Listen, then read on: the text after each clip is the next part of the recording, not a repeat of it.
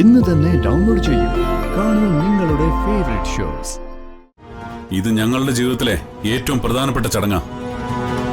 ഇതിനകത്ത് കയറി കുത്തിത്തിരിപ്പുണ്ടാക്കിയ ഏട്ടത്തി എന്ന സ്ഥാനം ഞാൻ മറന്നു വരും.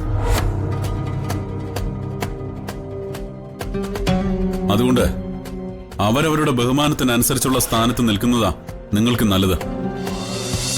ഇത് ശരിയല്ലെന്ന് നിങ്ങളെങ്കിലും ഒന്ന് പറഞ്ഞ് മനസ്സിലാക്കി കൊടുക്ക്. എന്നെ ആരും പറഞ്ഞു മനസ്സിലാക്കേണ്ട കാര്യമില്ല. കമ്പനിയിലെ തീപിടുത്തം ഉണ്ടായതിന്റെ പേരില് മാറ്റിവെക്കേണ്ട ഒരു ചടങ്ങല്ല ഇത്. അമ്മേ, അനുവേട്ടാ, നിങ്ങൾ അകത്തേക്കുന്നേ. അർച്ചന മുറിയിൽ ആകെ വിഷമിച്ചിരിക്കുക. അമ്മേ വാ.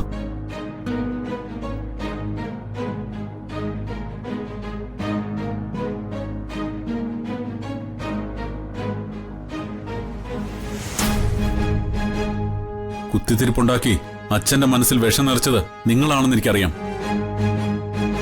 നന്ദേട്ടന് ഈ അവസ്ഥയിലായി പോയത് നിങ്ങളുടെ ഭാഗ്യം. ഇല്ലെങ്കിലേ ഇതിനുള്ള മറുപടിയെ നന്ദേട്ടൻ തന്നെ തരുമായിരുന്നു.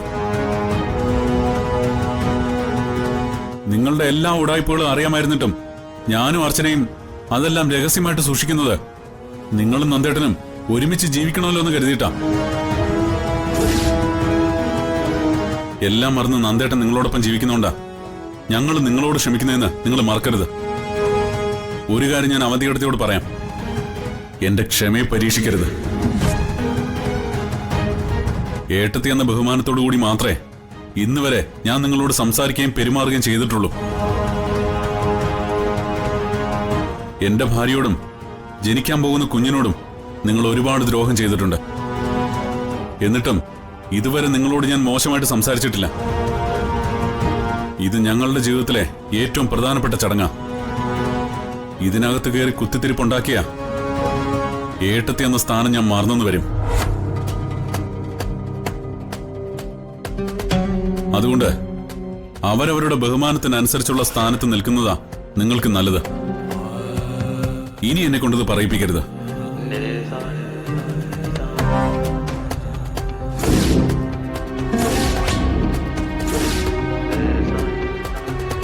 അത് ശരി. അപ്പൊ പഴയ കണക്കുകളൊക്കെ മനസ്സിൽ കൂട്ടി വെച്ചിട്ടുണ്ട്. അത് വെച്ചെന്നെ ഭീഷണിപ്പെടുത്താനുള്ള ശ്രമമാ. ഏതുവരെ പോകും നോക്കാം.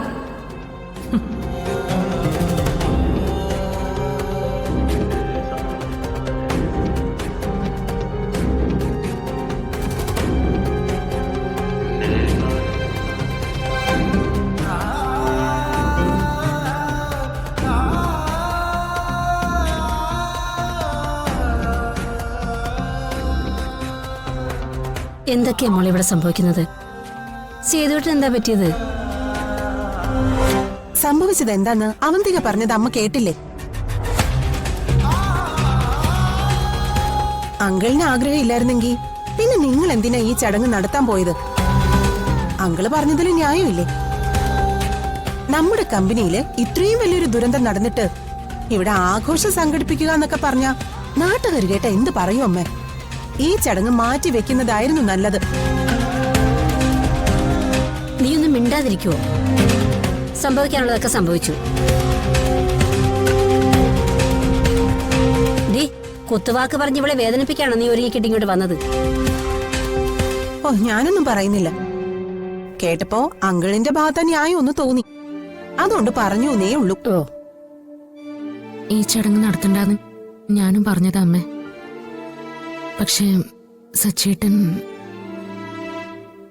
ആഘോഷങ്ങളെല്ലാം മാറ്റിവെച്ച് പേരിനൊരു ചടങ്ങെങ്കിലും നടത്തണമെന്ന് സച്ചേട്ടൻ വാശി പിടിച്ചു. എനിക്ക് എന്ത് ചെയ്യാൻ പറ്റും അമ്മേ? എന്തായാലും സന്ദീപൻ ധനുഷൻ സേതുവേട്ടനെ വിളിക്കാൻ വേണ്ടി പോയിട്ടുണ്ടല്ലോ. അവര് വരട്ടെ മോളെ. ഇനിയിപ്പോ സേതുവേട്ടന് ഇഷ്ടമല്ലെങ്കിൽ ഈ ചടങ്ങ് നമുക്ക് വേണ്ടാന്ന് വെക്കാം. സച്ചിയോട് ഞാൻ പറഞ്ഞോളാം. അങ്കിളിന്റെ ആഗ്രഹത്തിന് എതിരായിട്ട് നിങ്ങൾ പ്രവർത്തിച്ചതുകൊണ്ടല്ലേ ഇപ്പൊ അങ്കിൾ ഇറങ്ങിപ്പോയത്. അതിനുള്ള സാഹചര്യം നിങ്ങൾ ഉണ്ടാക്കാൻ പാടില്ലായിരുന്നു.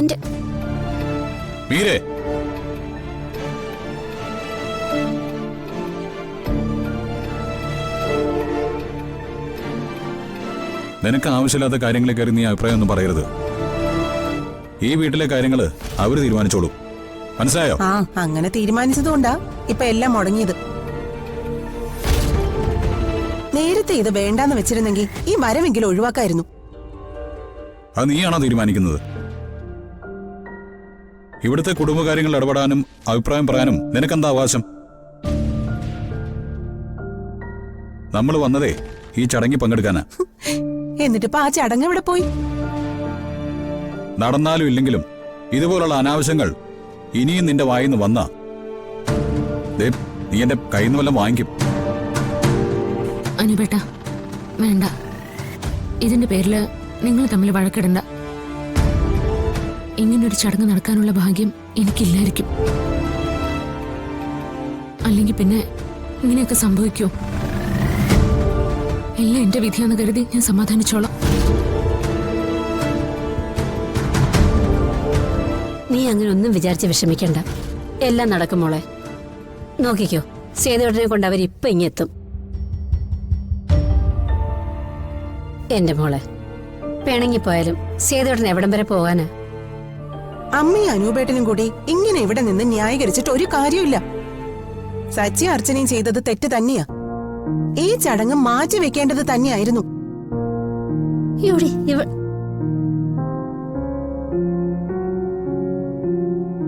വെറുതെ എന്നെ കണ്ണുരുട്ടി പേടിപ്പിക്കണ്ട.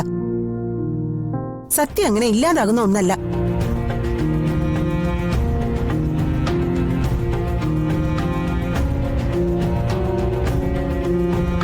അച്ചു, നീ അവള് പറഞ്ഞൊന്നും കാര്യാക്കണ്ട.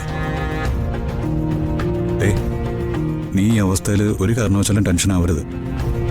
അനുപേട്ടൻ സച്ചിയുടെ അടുത്തേക്കൊന്ന് ചെല്ല. പാവം ആകെ ടെൻഷൻ അടിച്ച് നിൽക്കായിരിക്കും. അച്ഛൻ ഇറങ്ങിപ്പോയതിന് എല്ലാവരും കുറ്റപ്പെടുത്തുന്നത് ആ പാവത്തിനെയാ.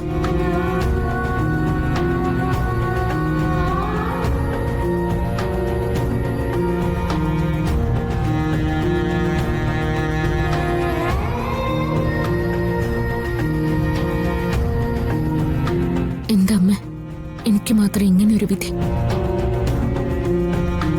ഇങ്ങനെയൊക്കെ അനുഭവിക്കാൻ മാത്രം ഞാൻ എന്ത് മഹാപാപം ചെയ്ത്? മോളെ, നീ ഒരു മഹാപാപവും ചെയ്തിട്ടില്ല. ഇത് മോളുടെ കുറ്റമൊന്നുമല്ല. സീതയുടെ ഭാഗത്തുകൊണ്ട് തെറ്റ്. ഗർഭിണിയായിരിക്കുന്ന മോളുടെ അവകാശം തന്നെ ഈ വളകാപ്പ്.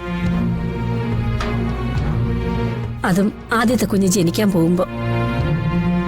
പേരിനെങ്കിലും ഈ ചടങ്ങ് നടത്തണമെന്ന് സച്ചി വാശി പിടിക്കുന്നതിൽ അവനെ എങ്ങനെ കുറ്റം പറയാൻ പറ്റും? പ്രായവും അനുഭവം കൂടുതലുള്ള ആളല്ലേ സേതുവേട്ടൻ. ഇങ്ങനെ എടുത്തു ചാടി ഇറങ്ങേണ്ട ഒരു കാര്യമില്ലായിരുന്നു. സേതുവേട്ടൻ എനിക്ക് വരട്ടെ, എനിക്കും ചിലത് പറയാനുണ്ട്.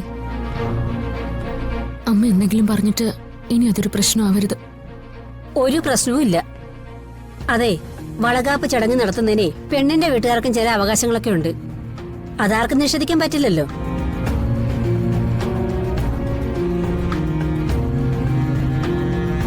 മോള് വിഷമിക്കാതെ, എല്ലാം ശരിയാവും.